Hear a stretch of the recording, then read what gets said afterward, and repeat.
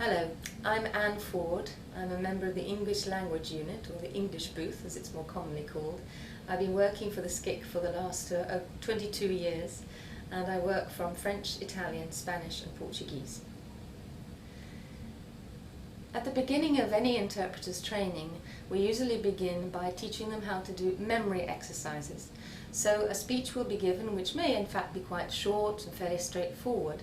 The interpreter is not allowed to take any notes, and the candidate is supposed to try to memorize the basic lines of the speech, visualize it if it is easy to visualize, and remember that all the details do not need to be included, but the structure and the basic message need to come across. So this is just an example. The other day I was listening to the radio, listening to BBC Radio 4, as is my wont, and there was a particularly interesting programme which appears regularly on the radio, which is called From Our Own Correspondent. It is a compilation of reports from the BBC's journalists out in the field, in any far-flung corner of the world that you can imagine. This particular one came from a journalist who was based in Western Africa, and he was reporting from the Gambia.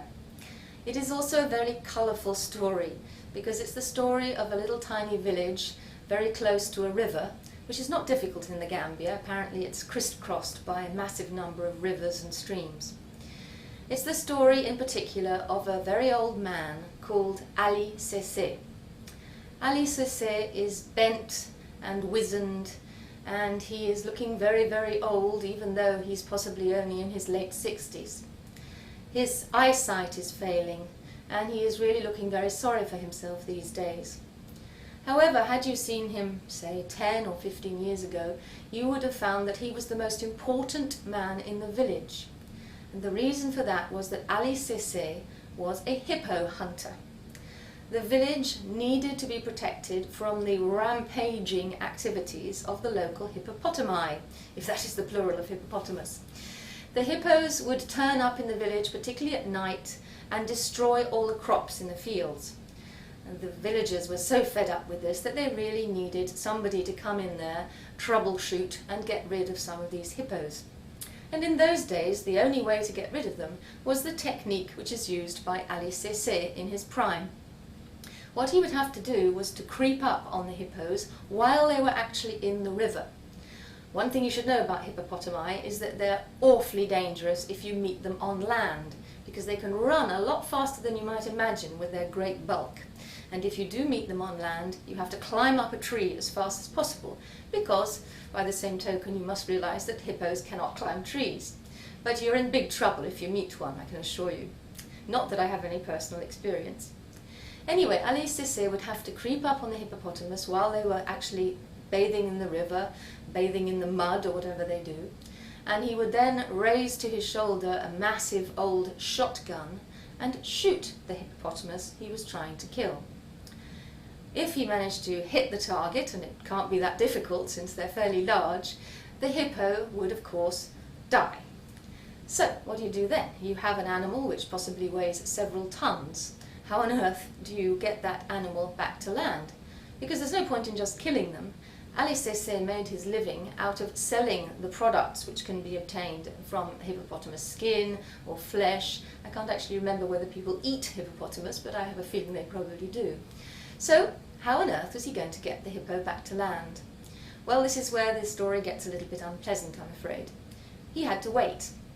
He had to wait until the body, which had sunk to the bottom of the river, began to decompose. The body of the hippo decomposes and fills with gas. So 2 or 3 weeks later, perhaps, I'm not entirely sure of the figures, the hippo's body would slowly and gracefully float to the surface. And because it is much lighter than it was before, perhaps, it's possible to drag it from the middle of the river to the river bank. So Ali Cissé used to make his living this way. And you can imagine that he's a very sad and defeated old man now, because he's just not capable of doing the job. Even with a target the size of a hippopotamus, his eyes are just too weak and his vision too blurred to be able to do the job. He has lost the respect of his fellow villagers, and he will probably die a very sad and lonely man. So it's a very sad story, and you may think the villagers are very sorry to have lost Ali Cissé. The fact is that no young person wants to take on the job. There are no young people who think it's a nice idea to just hide in the bushes and shoot hippopotamuses all day. And it's an unpleasant job anyway, having to dispose of the corpse afterwards. So, like many jobs all over the world, it's something nobody wants to dirty their hands with. Luckily for the villagers, however, they are being saved not by young up-and-coming hippo hunters, but by the European Union. The European Union gives development aid to countries all over the world, including in particular the African, Caribbean and Pacific countries. In the Gambia, as I understood from this report, they are helping the villagers in such things as irrigation and diversion of rivers and streams to put them to the best possible use for agriculture. As a part of this project, in some areas of the Gambia, they're actually drying out areas to make it more possible for villagers to grow their crops. And if you dry up the rivers and you divert them, the hippopotamuses will have to follow wherever they go. And so in Ali Cessé's village, they are perhaps fortunate because the hippopotamuses have had to pack their bags and move on to the next river. Thank you very much.